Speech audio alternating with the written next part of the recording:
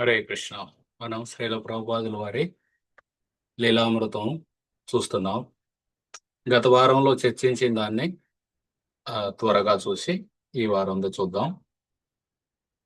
గత వారం చూసాం మనం ప్రభుపాదుల వారు ఢిల్లీలో ప్రచారం చేయడానికి ఏ విధంగా సంఘర్షణ పడ్డారు అనే దాని గురించి చూసాం. మొదట ఝాన్సీలో లీగ్ ఆఫ్ డివోటీస్ అంటే భక్తుల యొక్క సమితి అనే దాన్ని ప్రారంభించారు. కానీ లీలావతి మున్షి ఆ ప్రదేశాన్ని ఆమె కావాలని చెప్పి మహిళా సమితి కోసం కావాలని తీసుకుంటే ప్రభుపాదుల వారు ఝాన్సీని వదిలేసి, అప్పట్లో ఆయన పేరు అభయ్ చరణ్, ఝాన్సీని వదిలేసి మథురా వచ్చారు. మథురా వచ్చి మథురాలో వాళ్ళ గురు సోదరుడైన కేశవ మహారాజ్ వాళ్ళ మఠంలో ఉండే గౌడీయ పత్రికకి ఎడిటర్గా పనిచేశారు. అదే సమయంలో భక్తి సారంగ మహారాజ్ కూడా ఢిల్లీ వచ్చి మా పత్రిక సజ్జన్ తోష్ అని, సజ్జన్ అంటే మంచి వాళ్ళు, దుర్జన్ అంటే చెడ్డవాళ్ళు, సజ్జన్ తోషని అంటే మంచి వాళ్ళకి ఆనందం ఇచ్చేది. సో సజ్జన్ తోషని పత్రిక కూడా ఎడిటర్ అని ఢిల్లీకి రమ్మంటారు అనమాట. ఆ విధంగా ఆ సజ్జన తోషని పత్రికని ప్రసిద్ధి చెందిందిగా టైమ్ మ్యాగజైన్ కంటే కూడా పెద్ద చేయాలని కలలు కంటున్న సమయంలో ఆయనకు అర్థమైద్ది అన్నమాట. వాళ్ళ దగ్గర డబ్బులు లేవు, గౌడీయ సంఘం వద్ద డబ్బులు లేవు. ఆయన తరగతిలో థర్డ్ క్లాసులో ట్రైన్లో ఢిల్లీ వెళ్తారు. ఆ విధంగా అక్కడికి వెళ్ళినాక ఆ మఠంలో పరిస్థితులు చాలా గందరగోళంగా ఉంటాయి. బ్రహ్మచారులు కొట్టుకుంటూ ఉంటారు, ప్రచారాన్ని పక్కన పెట్టేశారు, అలాగే భగవంతుడి సేవ సరిగా జరగటం లేదు. అప్పుడు భక్తి సారంగ మహారాజు ఈ అభయ్ చరణ్ని మీరు చెయ్యండి మేనేజ్మెంట్ అని ఆయనకి మేనేజ్మెంట్ ఇస్తారన్నమాట. ఆ మేనేజ్మెంట్ తో పాటు ఆయన ఈ సజ్జన్ తోషిని యొక్క పత్రికను కూడా ఎడిట్ చేసి ప్రింట్ చేస్తారు. ఆ సమయంలో ఈయన 1000 కాపీలు చేద్దామంటే భక్తి సారంగ్ మహారాజ్ 500 చాలు అంటారనమాట. సరే, నేను వీళ్ళందరికీ సబ్స్క్రైబర్స్ అని తెస్తాను, సభ్యులను చేర్చుకోవడానికి, కాబట్టి నాకు చినిగిపోయిన ధోతీలు పుస్తకాలు చినిగిపోయినాయి, కొత్తవి 2 ఇవ్వండి అని ఉత్తరం రాస్తారనమాట. అవన్నీ చూసి భక్తి సారంగ్ మహారాజ్ యొక్క అసిస్టెంట్ రామానంద ఆయన లెటర్ రాస్తారనమాట. ఇండైరెక్ట్ గా మీరు మా మఠం నుండి వెళ్ళిపోండి, మీరు అక్కడ సర్దుకోలేరు, మీ సేవ కూడా ఆయన సేవ కూడా వేరే వాళ్ళకి ఇచ్చేస్తారు, అలాగే మీరు బట్టలు కొనుక్కోండి, ఈ విధంగా చెబుతారు అనమాట. సరే అని చెప్పి ఆయన 2 జతల బట్టలు కొనుక్కొని ఇంకా మఠం నుండి బయటకు వచ్చేస్తారు. మఠం నుండి బయటకు వచ్చి వేరు వేరు ఇళ్లల్లో ఉంటూ మొట్టమొదటిసారి ఆహారానికి, బట్టలకి, ఉండటానికి కూడా ఇబ్బంది పడ్డారు అనమాట ప్రభుపాదుల వారు. ఎందుకంటే బిజినెస్ మూసేశారు ఇప్పుడు ఇన్స్టిట్యూట్ సంస్థ యొక్క మద్దతు కూడా లేదు. ఇక వాళ్ళ ఇంట్లో వీళ్ళింట్లో ఉంటూ అక్కడక్కడ క్లాసులు అవి ఇస్తూ ఆనందమయ్యి మాత ఒక 50 రూపాయలు ఇచ్చారు, అట్లా బిర్లా మందిర్ వాళ్ళు కొంత సహాయం చేశారు. ఇవన్నీ చేస్తూనే ఆయన back to Godhead magazine 1944లో రెండవ ప్రపంచ యుద్ధ సమయంలో మొదలు పెట్టారనమాట. ఒక 2 నెలలు ప్రింట్ చేశారు, తర్వాత డబ్బులు లేక ఆపేశారు. మళ్ళీ 8 సంవత్సరాల తర్వాత దాన్ని స్టార్ట్ చేశారన్నమాట. దాన్ని స్టార్ట్ చేసి ఈయన సుప్రీం కోర్ట్ జడ్జి అప్పుడు బిపిన్ చంద్ర మిశ్రా, ఈయన కూడా డబ్బులు ఇచ్చేవాళ్ళు Abhay చరణ్కి.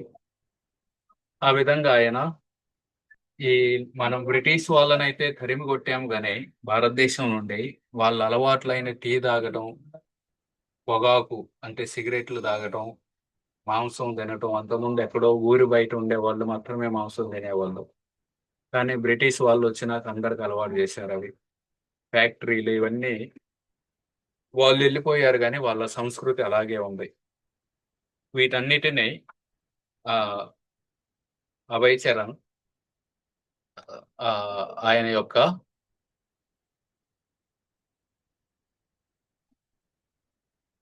Back to Godhead magazine లో ప్రస్తావించేవారు అన్నమాట. ఆ విధంగా ఆ back to Godhead magazine ని ఆయనే రాయడం, ఆయనే ఆర్టికల్స్ ప్రింట్ చేసి, ఆయన పేరు సురేంద్ర కుమార్ జైన్, ఆయన దగ్గరికి వెళ్ళడం, చాలా సార్లు బ్రేక్‌ఫాస్ట్ తీసుకోకుండా ఎళ్ళేవాళ్ళు. ఆయన వాళ్ళ ఇంట్లో నుండి తెప్పించి పెట్టేవాళ్ళనమాట. ఇంకక్కడే గంటల తరబడి కూర్చోవటం, ప్రింట్ చేపియటం, మళ్ళీ వాటిని టీ షాపులోళ్ళ దగ్గరికెళ్ళి ఆడెవరన్నా టీ తాగుతుంటే వాళ్ళ పక్కన కూర్చొని తీసుకుంటారా అని వాళ్ళని బతిమిలాడటం. అలాగే తెలిసినోళ్ళ దగ్గరికెళ్ళి ఇవ్వడం. ఈ విధంగా చాలామంది మా దగ్గర సమయం లేదు మేము చదవలేమంటే, వాటి మీద మళ్ళీ ఇంకొక ఆర్టికల్ రాసేవారనమాట. ఈ ప్లానింగ్ కమిషన్ చేసే మేఘనాథ్ షా ఉన్నారు. మీరు సమయం లేదు అంటున్నారు. యమరాజు వచ్చినప్పుడు కూడా అలాగే అంటారా? ఆ మేఘనాథ్ షా ప్లానింగ్ చేస్తున్నాడు దేశానికి. కానీ కారులోనే హార్ట్ అటాక్ వచ్చి చచ్చిపోయారు మీటింగ్‌కెళ్తూ వెళ్తూ. సో, యమరాజు వస్తే మనం ఏమి చేయలేం. ఆ విధంగా ఆయన ఈ 'back to Godhead' magazine దీన్ని 6 పైసలకి అమ్మేవారనమాట. ఆ విధంగా చేస్తున్న సమయంలో ఒకసారి ఒక ఆవు వచ్చి అతన్ని ఢిల్లీ వీధుల్లో పొడిసి పక్కకి పడేసిందనమాట. ఎంతో కష్టపడి శక్తినంతా కూడదీసుకొని లేచి ఆయన మళ్ళీ వెళ్ళిపోయారు. ఇంకోసారి ఎండకు వడదెబ్బ తగిలింది. సో, ఈ విధంగా ఈ అభయ్ చరణ్ అందరికీ ఈ భగవత్ చైతన్యం కలిగించాలని, అందరికీ ఈ భగవంతుడి గురించి చెప్పాలని తపన చెందారనమాట. తపన చెంది రాజేంద్ర ప్రసాద్ ఈయనకి పంపేవారు. కానీ ఢిల్లీలో ఉండాలంటే చాలా ఖర్చవుతుంది.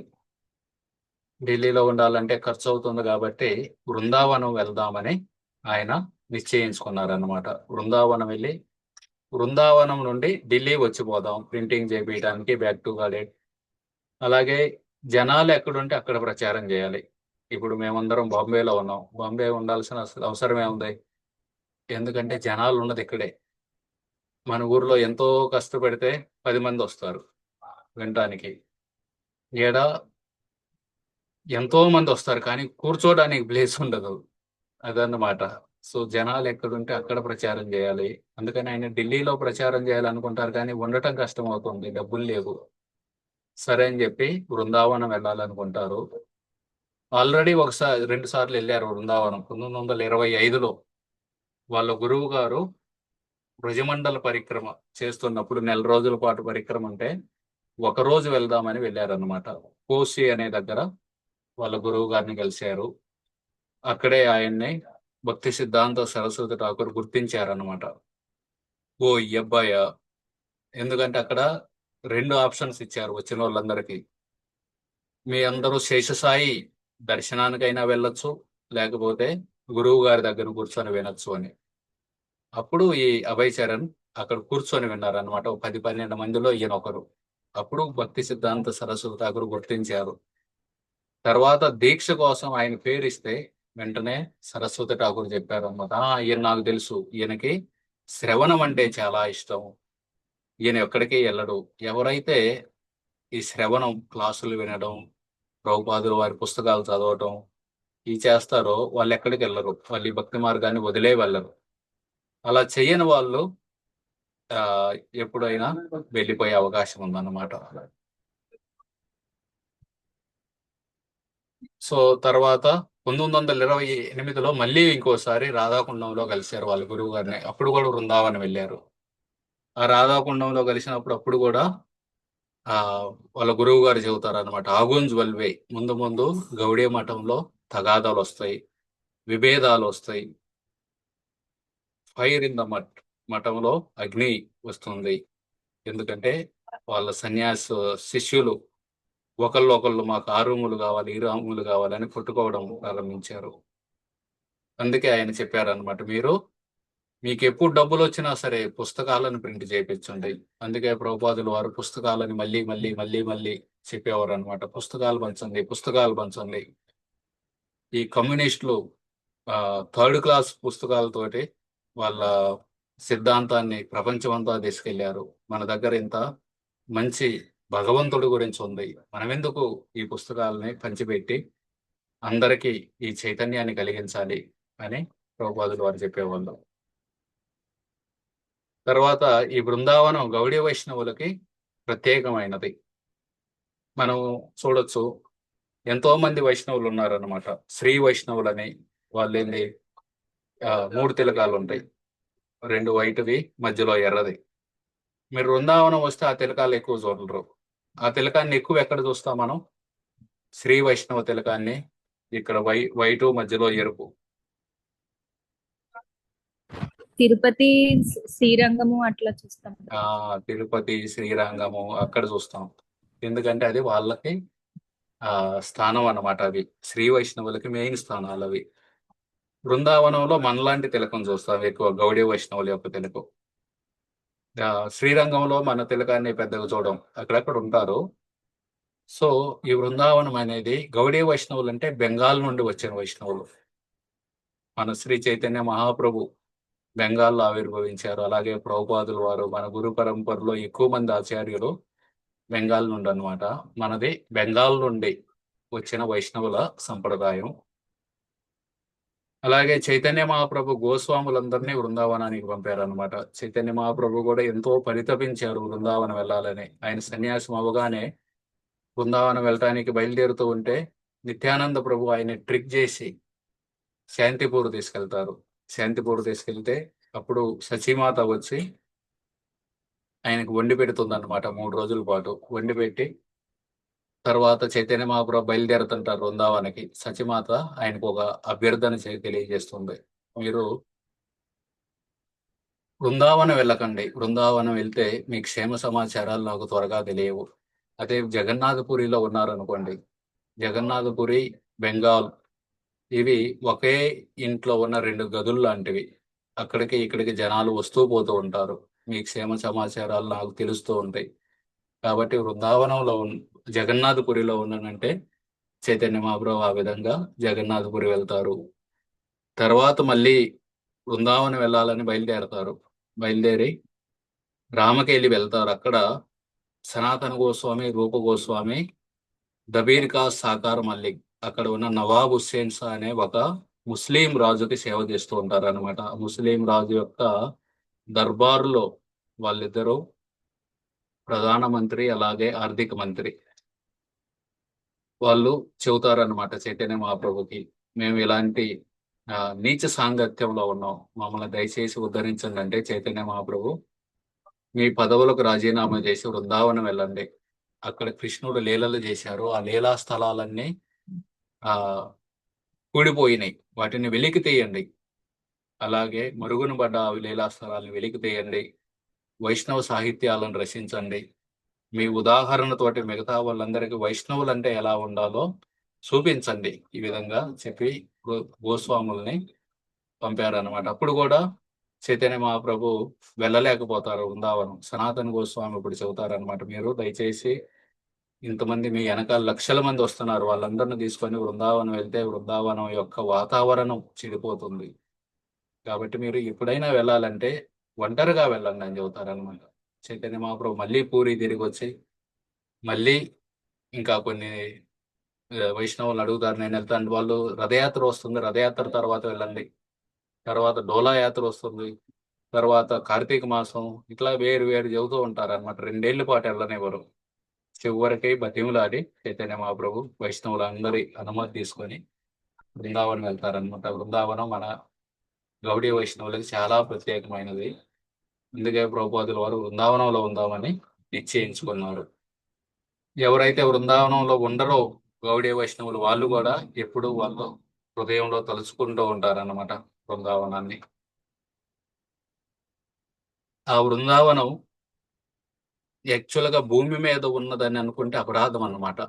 బృందావనం ఎక్కడ ఉందంటే ఉత్తరప్రదేశ్లో ఉంది అంటే అది కూడా ఒక అపరాధం. ఆ బృందావనానికి మన భూమికి సంబంధం లేదనమాట. ఆ బృందావనం యాక్చువల్గా ఆధ్యాత్మిక జగత్తులో ఉన్న బృందావనం యొక్క ఆ ఆ ఆధ్యాత్మిక జగత్తులో ఉన్న బృందావనానికి ఈ బృందావనానికి ఎలాంటి తేడా లేదు, 2 అభిన్నమైనవి. సో ఆ విధంగా 84 క్రోశాల్లో ఉంటుంది. అక్కడ ఎవరైతే పుట్టారో వాళ్ళు ఎంతో అదృష్టవంతులు. అక్కడ పుట్టకపోయినా నివసిస్తున్న వాళ్ళు కూడా ఎంతో అదృష్టవంతులు. అక్కడ ఉండే జంతువులు, పక్షులు అవి కూడా ఎంతో అదృష్టం అన్నమాట. అక్కడ ఎవరైనా చనిపోయారంటే వాళ్ళు డైరెక్ట్గా ఆధ్యాత్మిక జగత్తుకి వెళ్ళిపోతారు. అందుకే చాలా మంది భక్తులు బృందావనంలోకి వెళ్ళి వాళ్ళు దీక్ష తీసుకుంటారనమాట. ఈ బృందావనం నుండి ఒక్క అడుగు కూడా బయటకు పెట్టము అని. అలాగే ఉంటారు అక్కడ బృందావనంలో ఉండి ఒక్కోసారి వాళ్ళకి హెల్త్ బాగా సీరియస్ అవుతుంది. బృందావనంలో ఉన్న హాస్పిటల్స్‌లో ఆ ట్రీట్మెంట్ ఉండదు. ఢిల్లీ వెళ్ళండి ట్రీట్మెంట్ చేసుకుందంటే, లేదు చచ్చిపోయినా పర్లేదు కానీ బృందావనం దాటి బయటికెళ్ళము అని అక్కడే ఉంటారు చాలామంది. అటువంటి బృందావనానికి ఈ అభయచరణ్ వెళ్ళారనమాట. బ్రహ్మదేవుడు కూడా ప్రార్థనలు చేస్తారు శ్రీమద్ భాగవతంలో. బృందావనంలో నన్ను ఒక గడ్డిపూచగా మార్చండి. ఆ భక్తులు అటు ఇటు వెళ్తూ ఉంటే వాళ్ళ పాదధూళి నాకు తగులుతుంది. అలాగే వైష్ణవ సాహిత్యాలు బృందావనాన్ని పొగుడుతాయి అన్నమాట. బృందావనాన్ని చూసినా గానీ మనలో భక్తి జాగృతం అవుతుంది. బృందావనం మీద నుండి వస్తున్న గాలి మనను తాకినా గానీ మనలో భక్తి జాగృతం అవుతుంది. ఈ విధంగా చెబుతా. అక్కడున్న రాళ్ళన్నీ కూడా చింతామణులు. అక్కడున్న వృక్షాలన్నీ కల్పవృక్షాలు. ఆ విధంగా ఆ బృందావనానికి ఈ అభయ్ చరణ్ వెళ్ళారన్నమాట. ఎందుకోసం? రిటైర్ అయ్యి వెళ్ళటం లేదు. ఆయన ప్రచారం చేయాలి. సో, ఆయనకి ఢిల్లీకి వస్తూ పోతూ ఉంటారు. అక్కడికి వెళ్ళి ఉన్నారంతే. కాకపోతే ప్రచారం చేసేది ఢిల్లీలో. ఆ కేశీ ఘాట్ అని ఉంటుంది బృందావనంలో యమునా నది ఒడ్డున. భగవంతుడు కేశి అనే రాక్షసుని చంపారనమాట. ఆ కేశీ ఘాట్ దగ్గర వంశీ గోపాల్ అని ఒక గుడి ఉంది. ఆ గుడిలో ఒక రూముని అద్దెకు తీసుకున్నారు రూ. 5కి.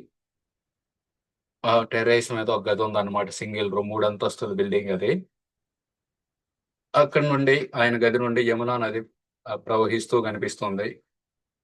ఆ మఠానికి వంశీ గోపాల్ మఠానికి మేనేజర్ పేరు మహంత్ గోపాల్. ఆయన ఈ గదినిచ్చారనమాట. నెలకు రూ. 5 చాలా తక్కువ యాక్చువల్‌గా. ఆహ్, అప్పట్లో ఎక్కువేమో. ప్రభుపాదుల వారు 40,000 పెట్టి లక్నోలో బిజినెస్ చేశారు. సో, ఈ విధంగా రూ. 5 నెలకి రెంటు. ఆ వంశీ గోపాల్ యొక్క విగ్రహాన్ని 350 సంవత్సరాల క్రితం నింబార్క సంప్రదాయం నుండి ప్రహ్లాద్ దాస్ అనే ఒకాయన ప్రతిష్ఠించారనమాట. మూర్తులను బాగానే చూసుకుంటున్నారు. కానీ వాళ్ళ దగ్గర డబ్బులు లేవు. అంత వైభవంగా ఏమీ అలంకరణ అవి చేయలేదన్నమాట. ఆ విధంగా పొద్దున్నే ఆహ్, ఆయన ఈ అభయ్ చరణ్ ఈ బృందావనం కేవలం అక్కడ ఇంక వేరే ఏమీ ఉండదన్నమాట. కేవలం అందరూ భగవన్నామం చేస్తుంటారు. ఆటో వాళ్ళు రాధే రాధే అంటుంటారు. ప్రతి ఒక్కరు భగవన్నామం చెబుతూ ఉంటారు.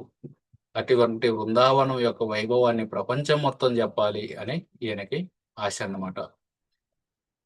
ఆయన గురు సోదరులున్నారు. వాళ్ళందరూ ఈ కోర్టు కేసుల్లో ఇరుక్కుపోయి వాళ్ళందరూ వాళ్ళ యొక్క నియమాలు పాటిస్తున్నారు గానీ, ప్రచారం పెద్దగా చేయలేకపోతున్నారు.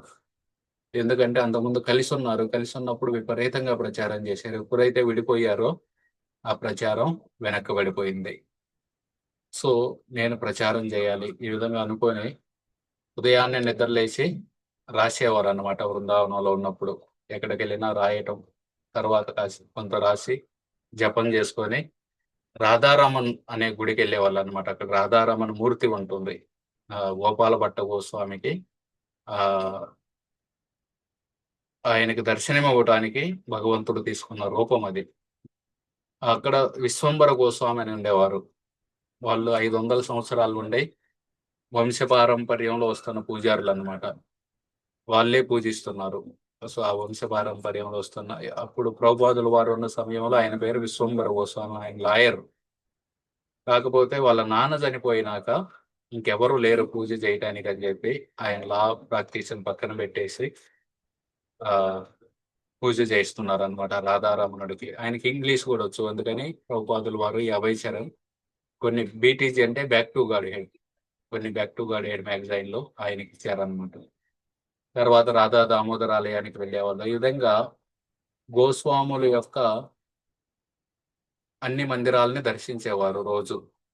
తర్వాత ఇంటికి తిరిగొస్తూ కొన్ని కూరగాయలు కొనుక్కొనొచ్చి, ఒక కిరసనాయిల్ పొయ్యి తీసుకొని, ఒక 3 టైర్డ్ కుక్కర్ అన్నమాట. కుక్కర్‌లో 3 నేను ఫోటో చూపిస్తాను తర్వాత. 3 ఉంటాయన్నమాట. వాటి మీద వండుకునేవాళ్ళు. వండుకొని దాన్ని నైవేద్యం పెట్టి మధ్యాహ్నం ఒక పూట తింటారు. రాత్రి పూట కొంచెం పాలు తాగేవాళ్ళు. ఇది రాధారమణ మందిరం అన్నమాట. ఇక్కడ దర్శనానికెళ్ళేవారు ప్రతిరోజు. రాధారమణ యొక్క మూర్తి అత్యంత సుందరమైన మూర్తి. సాలగ్రామం నుండి ఆహ్, ఈ మూర్తి ఉద్భవించింది. ప్రభుపాదుల వారు రోజు ఒక పూట తినేవారు. ఇక్కడ చూడొచ్చు మీరు ప్రభుపాదుల వారి కుక్కర్ అన్నమాట. ఇది పొయ్యి మీద ఉంది చూడండి. ఈ మూడు, ఒక దాంట్లో అన్నం పెడతారు, ఇంకో దాంట్లో పప్పు పెడతారు, పైన దాంట్లో ఆలు కానీ లేకపోతే వేరే ఏదన్నా కూర పెడతారు. మూడింటిని ఒక దాని మీద ఒకటి పెట్టి గ్యాస్ ఆన్ చేస్తే మూడు రెడీ అయిపోతాయి అన్నమాట కాసేపటికి. ఏడు చూడొచ్చు ప్రభుపాదుల వారు పైరు తీస్తున్నారు. రెండవది, మూడవది. ఇవి ప్రభుపాదుల వారు ఎక్కడికన్నా వెళ్ళని ఇదే అన్నమాట ఆయనకి. అన్నం, కూర, పప్పు, చపాతి. అన్నం, కూర, పప్పు ఒకసారిగా ఉడికిపోతాయి. మూడింటిని ఒక దాంట్లో ఆయనకి సరిపడా కుక్కర్ అన్నమాట. ప్రభుపాద అమెరికా వెళ్ళని, లండన్ వెళ్ళని దీన్ని తీసుకెళ్లే వాళ్ళు దాంట్లోనే ఉండేవాళ్ళు. చపాతీలు సపరేట్ గా వండుకునేవారు. దాన్ని ఇప్పుడు కూడా దాచిపెట్టారనమాట ప్రభుపాదుల వారి శిష్యులు. ఇది కుక్కర్, ఇది 1, 2, 3 3 టైర్ కుక్కర్. ఆ విధంగా కాసేపు రెస్ట్ తీసుకొని మళ్ళీ కొంచెం రాసి మళ్ళీ సాయంత్రం అయినాక మళ్ళీ ఈ గోస్వాముల యొక్క ఆలయాలకి దర్శనానికి వెళ్ళి తిరిగి వస్తూ ఉంటే అక్కడ అనేక బృందావనంలో మీరు కూడా రాత్రిపూట వెళ్ళారనుకోండి, అన్ని చోట్ల కీర్తనలు జరుగుతూనే ఉంటాయి. అక్కడ అందరూ అన్ని చోట్ల, అయోధ్య కూడా అంతే. సీతారాం, చిత్తరకూటు కానీ ఇవన్నీ ఎంత పుణ్యాత్ములు వాళ్ళు, రోజంతా జపం చేస్తూనే ఉంటారు. చిత్రకూటలో రాత్రిపూట 3ంటికో ఎప్పుడో లేచాను. ఎక్కడో దూరం నుండి సీతారాం, సీతారాం, సీతారాం, సీతారాం అని కంటిన్యూస్ గా 24 గంటలు చెబుతూ ఉంటారు. అయోధ్యలో కూడా అంతే. సో ఈ విధంగా ఆ బృందావనం కూడా వివిధ ప్రదేశాల్లో కీర్తనలు జరుగుతాయి. భార్యాభర్తలు ఉన్నా సరే ఆ భర్త మృదంగంతో పాడుతూ ఉంటారు, భార్య వెనకాల పాడుతూ ఉంటుంది. రాత్రిపూట ఈ టీవీలు, ఈ సినిమాలు, ఈ రకరకాల షోస్ ఈ టీవీలలో మనల్ని ఎంటర్టైన్మెంట్ చేయడానికి, వినోదానికి వస్తున్న ఈ రోజుల్లో యాక్చువల్గా ఇంతకుముందు మన పూర్వీకులందరూ రాత్రిపూట భగవంతుడికి కీర్తన చేసుకొని ఆయన కీర్తించి ఆయనే మనకి తినేది ఇచ్చారు, ఆయనే మనకు అరుగుదల ఇచ్చారు, ఆయనే మనకు ఉండే ప్రదేశాన్ని ఇచ్చారు. ఆ భగవంతుని కీర్తించి హాయిగా పడుకునే వాళ్ళు ఒకప్పుడు. అలాగే ఎంతో మంది విధవులు ఉంటారు బృందావనంలో, విడోస్, భర్త చనిపోయిన వాళ్ళందరూ బెంగాల్ నుండి ముఖ్యంగా వాళ్ళందరూ బృందావనం వచ్చి అక్కడ వేల సంఖ్యలో ఉంటారన్నమాట. ఒక్కోసారి వాళ్ళకు పాపం కొంచెం దుర్భర పరిస్థితులు కూడా ఉంటాయి, కానీ హరినామాన్ని మాత్రం వదలరు. వాళ్ళు ఒక్కోసారి అడుక్కుంటూ ఉంటారు. ఇక్కడ చూడండి, అందరు అడుక్కుంటున్నారు, కానీ అందరి చేతుల్లో మాలలు ఉంటాయి. మాల జపం చేస్తూ ఎవరైనా యాత్రికులు ఏమన్నా ఇస్తే వాటితోటి వాళ్ళ జీవితాన్ని నడుపుతూ కీర్తన చేసుకుంటూ ఉంటారు. ఆ విధంగా బృందావనం అనేది సాధారణమైన ప్రదేశం కాదన్నమాట. అది ఏ ఒంగోలు, గుంటూరు, రాజమండ్రిలో కాదనమాట. అది అసాధారణమైన ప్రదేశం. ఎంతో మంది సాధువులు అక్కడ ఉండి ఆ బృందావనాన్ని పూజిస్తారు. కాకపోతే ఈ అభయ్ చరణ్కి అంతా బాగుంది బృందావనంలో, కానీ ఢిల్లీ వెళ్ళి రావాలంటే కష్టం అవుతుంది. ఎందుకంటే డబ్బులు ఎక్కువ అవుతున్నాయి. టికెట్ తీసుకోవాలి, పొద్దున్నే వెళ్ళాలి, మళ్ళీ సాయంత్రం రాత్రిపూట ఉండటానికి ప్లేస్ లేదా, మళ్ళీ రాత్రికి బయలుదేరి బృందావనం రావాలి. సో దానివల్ల ఢిల్లీలో సమయం గడపడానికి కుదరటం లేదు. ఒక ఆయన ఉన్నాడు, మిస్టర్ గుప్తా అని. ఆయనకు ఒక రూమ్ ఉందన్నమాట, సాధువులకు ఇచ్చేవాళ్ళు. ఆ రూమ్లో ఉన్నారు కొన్నాళ్ళు.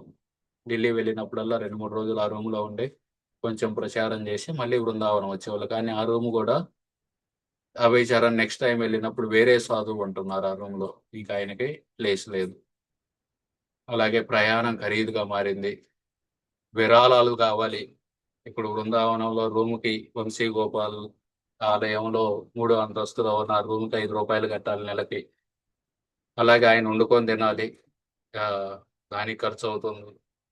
బ్యాక్ టు గాడిహెడ్ ప్రింటింగ్ చేయాలి. ప్రింటింగ్ చేయాలంటే ఢిల్లీ వెళ్ళాలి, దానికి రైలు ఛార్జీలు కావాలి. ఆ ప్రింట్ చేసిన వాటిని మళ్ళీ డిస్ట్రిబ్యూషన్ చేయాలి. ఈ విధంగా విరాళాలు సేకరించడం కూడా కష్టంగా మారింది. అయినా సరే కష్టపడి 12 నెలల పాటు వరుసగా ఒకదాని తర్వాత ఒకటి ముద్రించారనమాట బ్యాక్ టు గాడిహెడ్ని. తర్వాత కంటిన్యూ చేయడానికి డబ్బు లేదు ఆయన దగ్గర. డబ్బు లేక ఇంకా ఆపేశారు. బ్యాక్ టు గాడ్ ప్రింటింగ్ ఆపేసి ఆలోచిస్తున్నారనమాట ఏం చేయాలి. కానీ వాళ్ళ గురువు గారు చెప్పారనమాట, ఏదేమైనా సరే నువ్వు కాంప్రమైజ్ అవ్వద్దు. నిజం చెప్పు. Speak the truth. భగవంతుడు సంతోషిస్తే, కృష్ణుడు సంతోషిస్తే డబ్బు అదే వస్తుంది. ఆ విధంగా చెప్పేవారు అనమాట. సరే అని ఇంక ఈయన ఆ, ఆచార్య ప్రభాకర్. ఆచార్య ప్రభాకర్ అంటే ఝాన్సీలో అభయ్ చరణ్ దీక్ష ఇచ్చారు కదా, మొదటి శిష్యుడు ఆయన. ఆయన బాంబే వెళ్తారనమాట. బాంబేలో భారతీయ విద్యాభవన్ అని కేఎం మున్షి, ఆ కేఎం మున్షి స్థాపించారనమాట భారతీయ విద్యాభవన్ అని. ఈ కేఎం మున్షి అంటే ఎవరో కాదు, లీలావతి మున్షి ఉన్నారు కదా ఝాన్సీలో, ప్రభుపాదులు వారి యొక్క భారతీయ భవన్ ని మహిళా సమితి కోసం తీసుకున్నారు. ఆమె భర్తే కేఎం మున్షి. ఆయన గవర్నర్ అన్నమాట. ఆయన గవర్నరు ప్లస్ భారతీయ విద్యాభవన్ అని ఆయన సంస్థలు స్థాపించారనమాట. అందులో సంస్కృతం ఇవి నేర్పేవాళ్ళు. ఆ సంస్కృతం నేర్పడానికి ఆచార్య ప్రభాకర్ ని బాంబేలో ప్రొఫెసర్ గా తీసుకున్నారు. ఆచార్య ప్రభాకర్ ఈ అభయ్ చరణ్కి ఉత్తరం రాశారనమాట, మీరు బాంబే రండి, ఇక్కడ ప్రచారం చేయడానికి అవకాశాలు ఉన్నాయని. సరే అని చెప్పి ఈయన ఆ మహంత్ గోపాల్కి హామీ ఇచ్చి, నేను లేను కదా అని చెప్పి నా రూమ్ వేరే వాళ్ళకి అద్దెకి ఇవ్వండి, ఇయ్యద్దు మీరు, అది ఖాళీగా ఉన్నా పర్లేదు, నెల నెల నేను మీకు 5 రూపాయలు పంపుతాను అని చెప్పి బొంబాయి వెళ్తారనమాట. బొంబాయి వెళ్ళి అక్కడ కేఎం మున్షిని కలుస్తారు. ఆ సమయంలో KM Munshi what is wrong with the world అని ఒక సెమినార్ ఇస్తారనమాట. అదంతా విని ఈ అభయ్ చరణ్ ఆయన దగ్గరికి వెళ్ళి మెచ్చుకుంటారనమాట, మీరు మంచిగా చెప్పారు, బాగా చెప్పారు, కానీ ఈ భగవంతుడి మీద చైతన్యం లేకపోతే, భగవద్భక్తి చేయకపోతే మీరు చెప్పిందంతా ఉపయోగం లేదు, వేస్ట్ ఆఫ్ టైం, సమయం కాలం వృధా అవడమే. కాబట్టి మీరేం చేసినా సరే ఈ భగవంతుడి మీద అందరికీ భక్తి కలిగేటట్టు అలాంటి పనులు చేయండి, అదే నిజమైన శాంతినిస్తుంది. ఇవన్నీ చెబుతారనమాట. ఆయనకి నచ్చిద్ది ఈ అభయ్ చరణ్ చెప్పింది. చెప్పి నచ్చి ఆ భారతీయ విద్యా భవన్లోనే ఆయనకు కూడా ఒక పదవి ఇస్తారు, హానరరీ ప్రొఫెసర్ ఆఫ్ భగవద్గీత అని. మీరు మా ఇక్కడ చదువుకునే పిల్లలకి భగవద్గీత నేర్పండి అని ఆయనకి శాలరీ మీద తీసుకుంటారు అనమాట.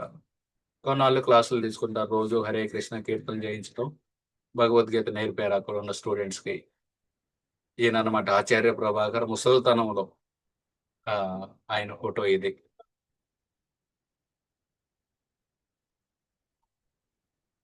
తర్వాత బాంబేలో చూశారు, ఆయనకి నచ్చట్లేదన్నమాట, ఈ క్లాస్ రూమ్ లో ఉంటాం, కొన్నాళ్ళు వింటారు, వాళ్ళు వెళ్ళిపోతారు. సో ఒక వాళ్ళ జీవితాన్ని ఈ భక్తి కోసం అంకితం ఇచ్చే వాళ్ళు ఏరి, ఈ విధంగా ఆలోచిస్తూ ఆ కురుక్షేత్రం వెళ్తారనమాట. కేఎం మున్సి వీళ్ళందరూ, ఈయన కూడా వెళ్తారు. వెళ్ళి వాళ్ళందరూ భగవద్గీత గురించి, సంస్కృతం గురించి మాట్లాడుతుంటారు, కానీ ఆచరణాత్మకమైనవి ఏమీ లేవన్నమాట. అంతా ఏదో నామమాత్రం, నడిపించామంటే నడిపించామని. అవన్నీ చూసి వీటి వల్ల జనాల్లో మార్పు కలగదు అని చెప్పి ఈయన ఆ బృందావనానికి తిరిగి వెళ్ళిపోతారు అనమాట. ఇట్లా కుదరదు, వీళ్ళు చేసే ఈ పద్ధతులు ఇవేమి మార్చవు. ఆచార్య ప్రభాకర్ కూడా వెళ్తారు బృందావనానికి. వెళ్ళి ఇంకప్పుడు ఈ అభయ్ చరణ్ ఆచార్య ప్రభాకర్ తో మాట్లాడి, మనం ఝాన్సీలో లీగ్ ఆఫ్ డివోటీస్ పెట్టాం కదా, ఆ లీగ్ ఆఫ్ డివోటీస్ భక్తుల యొక్క సంఘాన్ని మళ్ళీ స్టార్ట్ చేద్దాం, పునరుద్ధరించాలనుకుంటారనమాట. అనుకొని మళ్ళీ ఆయన ఒక భక్తుల సమితిని పునరుద్ధరించడానికి విరాళాల కోసం విజ్ఞప్తితో ఒక ముసాయిదాను రూపొందిస్తారనమాట. ఒక డాక్యుమెంట్ తయారు చేస్తారు. అందులో ఏంది, ఈ భక్తుల సమితి లీగ్ ఆఫ్ డివోటీస్ ఏం చేస్తుంది, back to Godhead magazine లో ప్రచురిస్తుంది.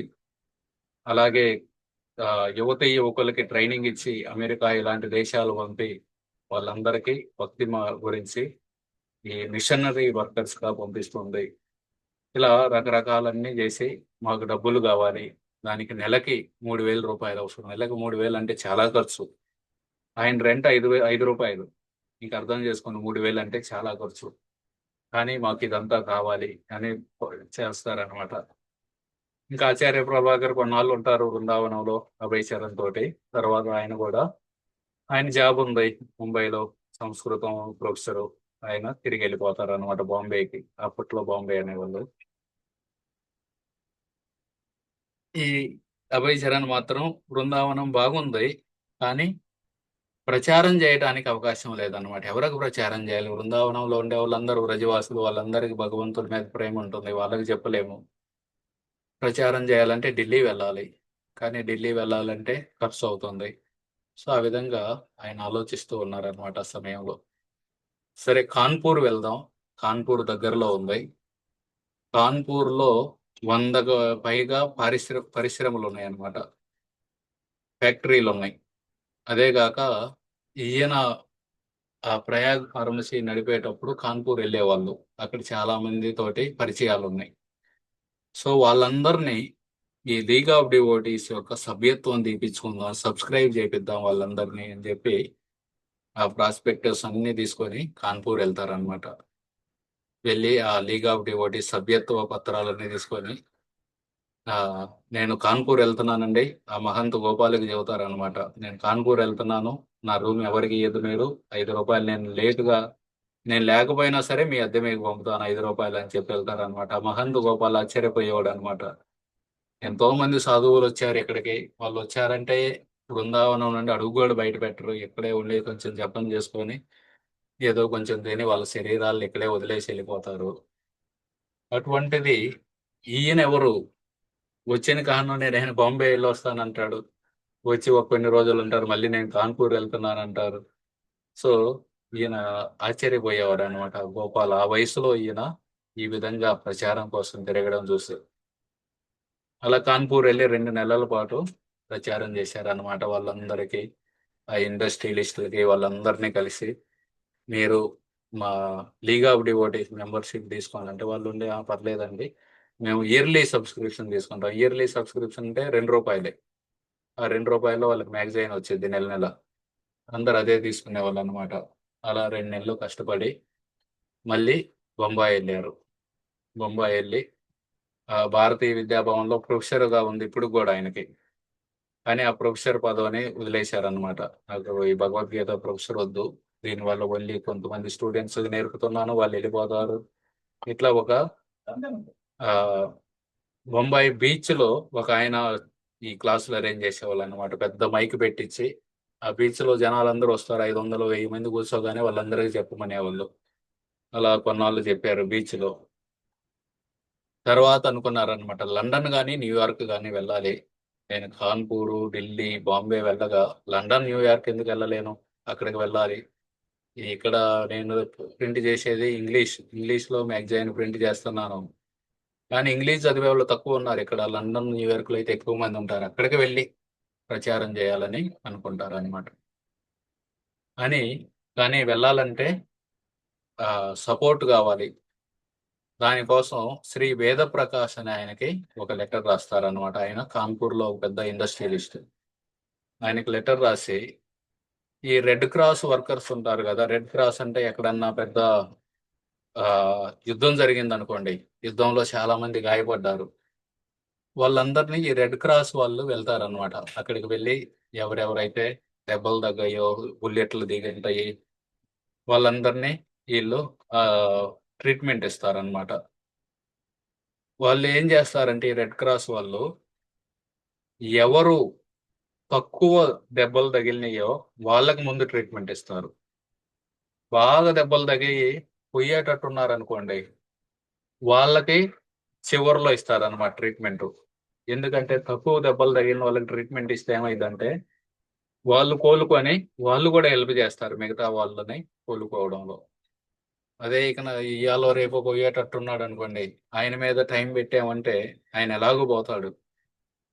మిగతా వాళ్ళకు కూడా మనం సరిగా ఆ విధంగా రెడ్ క్రాస్ వర్కర్స్ ఎవరికైతే తక్కువ దెబ్బలు తగిలినాయో వాళ్ళకి ముందు ఇస్తారు ట్రీట్మెంట్, ఎక్కువ తగిలిన వాళ్ళకి తర్వాత. సో అదే ఆ ఉదాహరణతోటి ఈ అభయ్ చరణ్, వేద ప్రకాష్ చెబుతున్నారు అనమాట. ఈ భారతదేశం పాశ్చాత్య ఆలోచనలు, వెస్ట్రన్ ఐడియాస్ ను పాటిస్తుంది.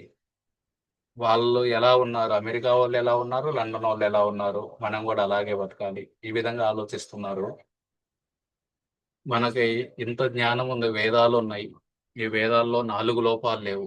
4 లోపాలంటే మనం ఇంద్రియాలు లోపభూయిష్టమైనవి, అలాగే మనం మోహానికి గురవుతాం, అలాగే తప్పులు చేస్తాం, అలాగే మోస ప్రవృత్తి ఉంటుంది.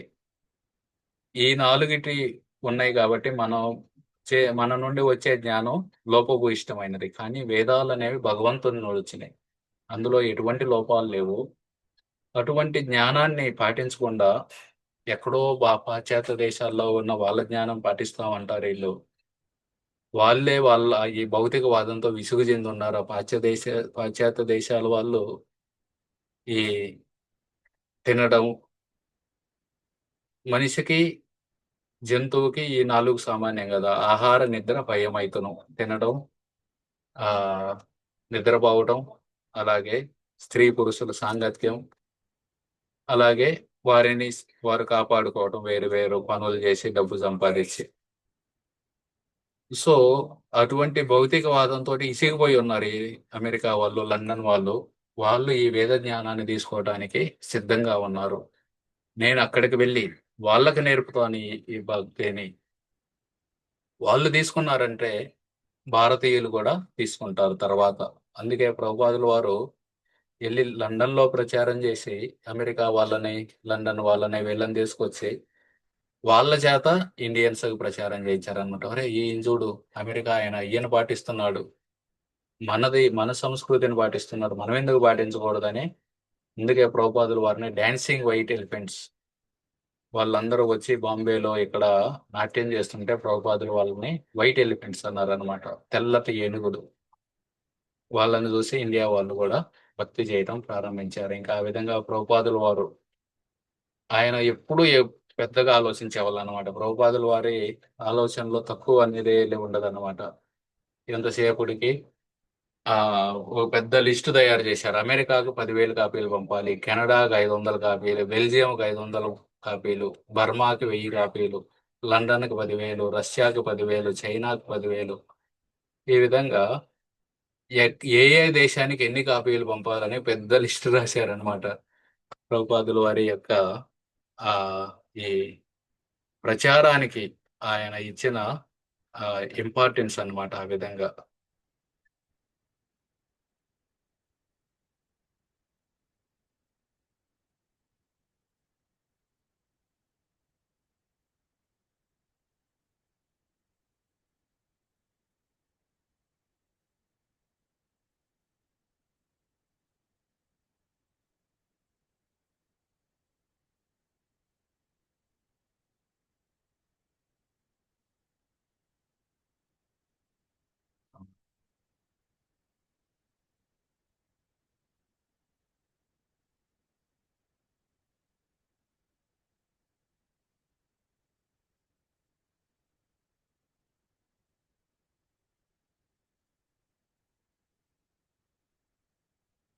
ఈ విధంగా ఇక్కడ రాశారు. చిలీ అనే దేశానికి 500, చైనాకు 10,000, బెల్జియం 5,000, బ్రెజిల్ 500, ఇట్లా ఎన్నో కాపీలు ఎక్కడికి పంపాలి అని రాశారనమాట.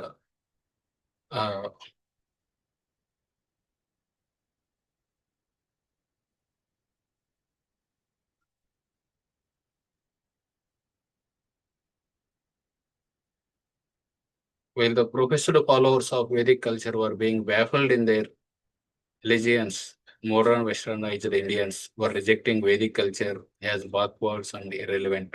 సో వాళ్ళందరూ అప్పట్లో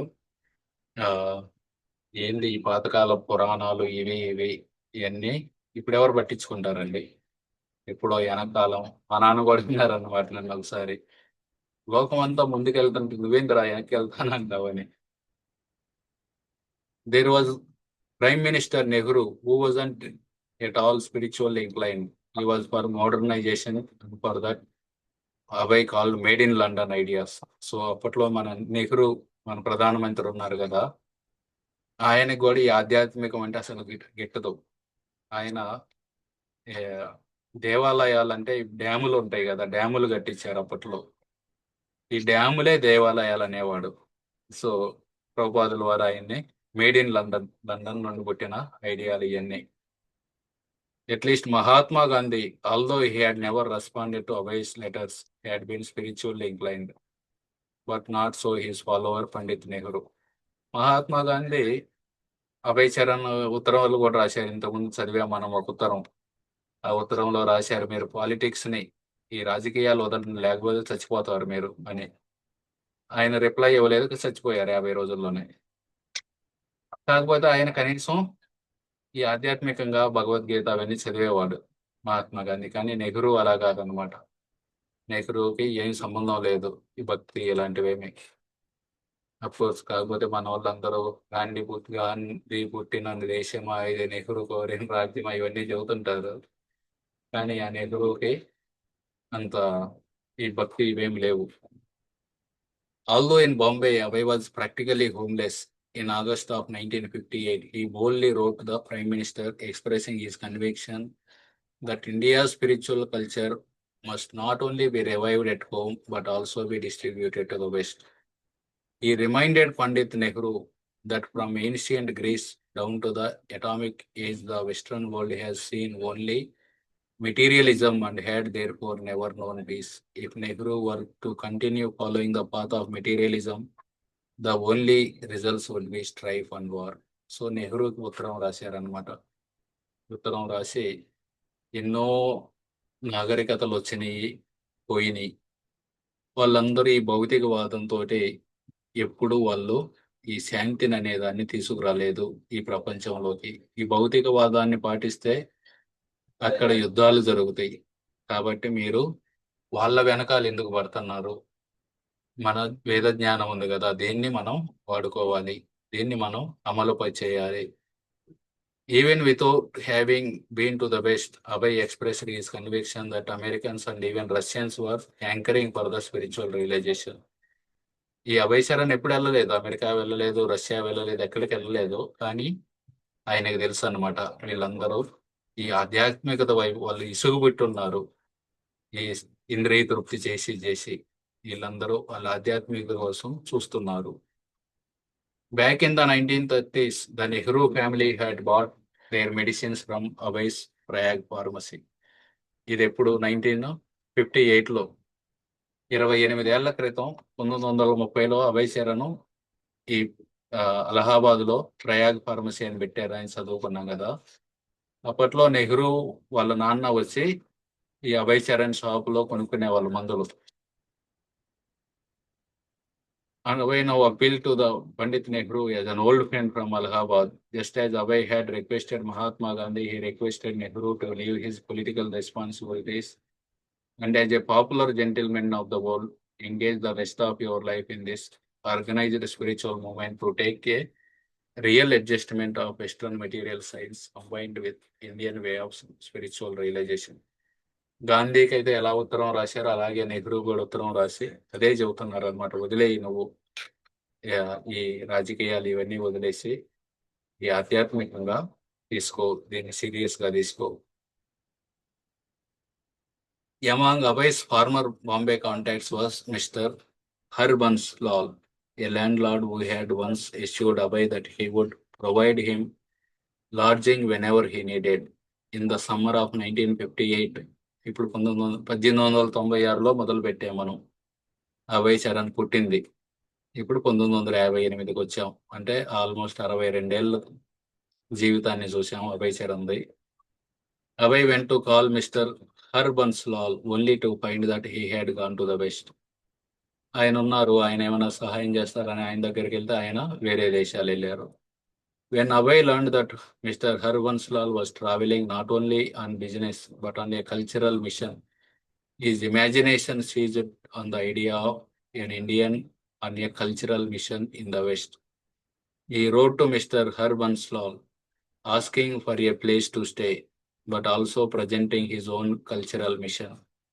Abhay knew that many Westerners respected Indian culture.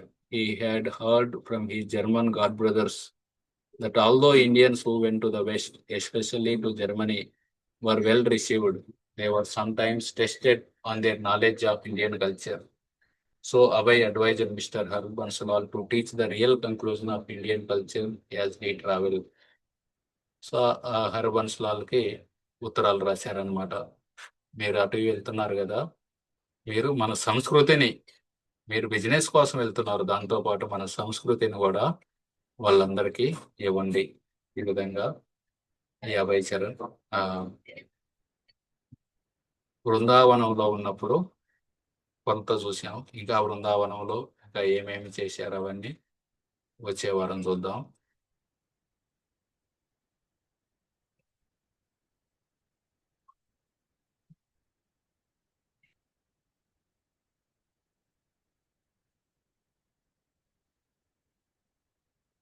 Okay, బృందావనంలో 1958లో వెళ్ళారు కదా ఈ అభయ్ చరణ్, బృందావనానికి వెళ్ళారు.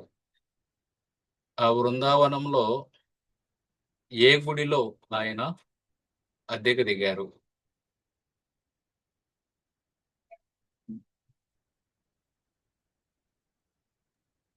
ఒక రాధా దామోదర్ కాదు, వంశీ గోపాల్ మఠం.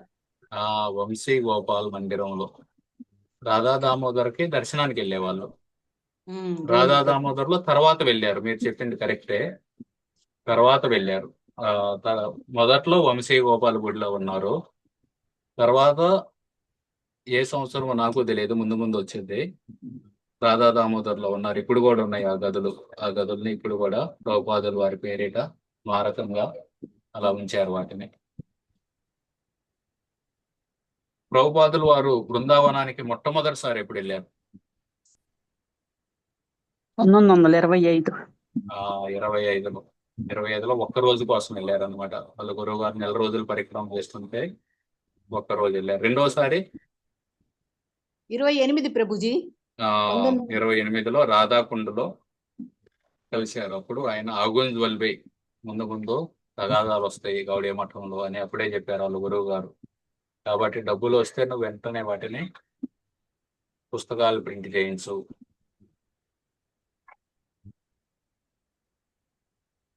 వంశీ గోపాల్ గుడిలో రెంట్కున్నారు అనమాట. నెలకు అద్దె ఎంత? 5 రూపాయలు అంతే. ఆయన రోజు వంశీ గోపాల్ గుడిలో లేచి నిద్ర లేచి రాసి రాధారామన్ గుడికి వెళ్ళి దర్శనం చేసుకునేవాళ్ళు. ఆ రాధారామన్ గుడి యొక్క ఇన్ఛార్జ్ ఎవరు అప్పట్లో? పూజారి ఎవరు?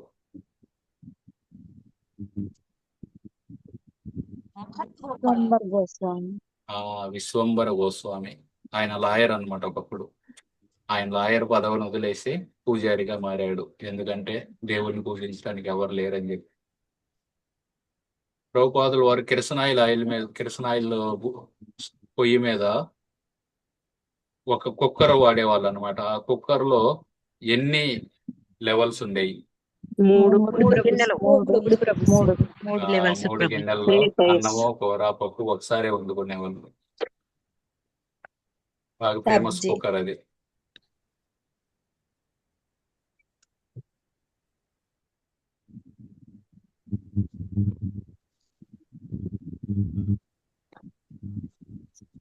ప్రభుపాదులు వారి మొదటి శిష్యుడి పేరేంది? ఆచార్య ఆచార్య ప్రభాకర్. ఆచార్య ప్రభాకర్. ఆచార్య వంశీ గోపాల్ గుడిలో ఆయనకి అద్దెకిచ్చారు కదా, ఆయన పేరేంది? 5 రూపాయలకి అద్దెకిచ్చారు. మహంత గోపాల్. ఒక గవర్నరు భారతీయ విద్యా భవన్ ని స్టార్ట్ చేశారు. ఆ గవర్నర్ పేరేంది? ఆచార్య ప్రభాకర్ గారు కదా ప్రభుజీ. ఆచార్య ప్రభాకరు ఆ భారతీయ విద్యా భవన్ లో ప్రొఫెసరు. కాకపోతే ఆ భారతీయ విద్యా భవన్ ట్రస్ట్ ఉంది కదా, అది పెట్టింది ఎవరు? ఆయన గవర్నర్, రాజధాని గవర్నర్.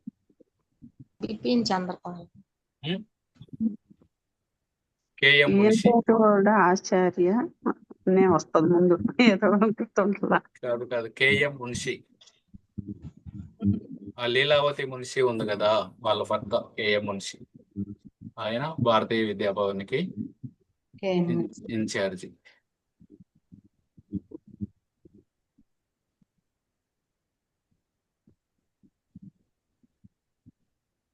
ఓకే,